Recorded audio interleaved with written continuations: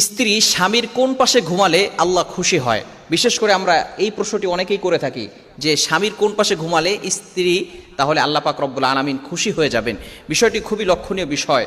আম্মাজান আয়েশা রাদিয়াল্লাহু তাআলা আনহা নবীজি সাল্লাল্লাহু আলাইহি সাল্লামের কোন পাশে ঘুমিয়েছিলেন, আম্মাজান আয়েশা রাদিয়াল্লাহু তাআলা আনহা এই বিষয়গুলো কিন্তু আমাদেরকে জানিয়ে দিয়েছেন।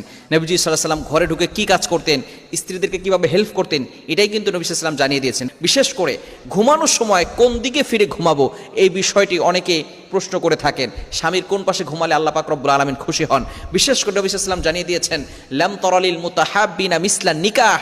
এই যে বিবাহ যখন সম্পাদিত হয় তখন এই যে নতুন বিবাহের ভিতরে একজন স্বামী স্ত্রীর যে মহব্বত, এটা নবী সাল্লাল্লাহু আলাইহি ওয়াসাল্লাম বলছেন আমি অন্য কোথাও দেখি নাই। এজন্য স্বামী এবং স্ত্রী একে অপরের মুখোমুখি হয়ে ঘুমাবেন। নবীজি সাল্লাল্লাহু আলাইহি ওয়াসাল্লাম ডান কাত হয়ে ঘুমাতেন। আম্মাজান আয়েশা রাদিয়াল্লাহু তাআলা আনহা বলেন নবী সাল্লাল্লাহু আলাইহি ওয়াসাল্লাম সবসময় কি করতেন? ডান কাত হয়ে ঘুমাতেন। এটা হচ্ছে রাসূলুল্লাহ সাল্লাল্লাহু আলাইহি ওয়াসাল্লামের সুন্নাহ।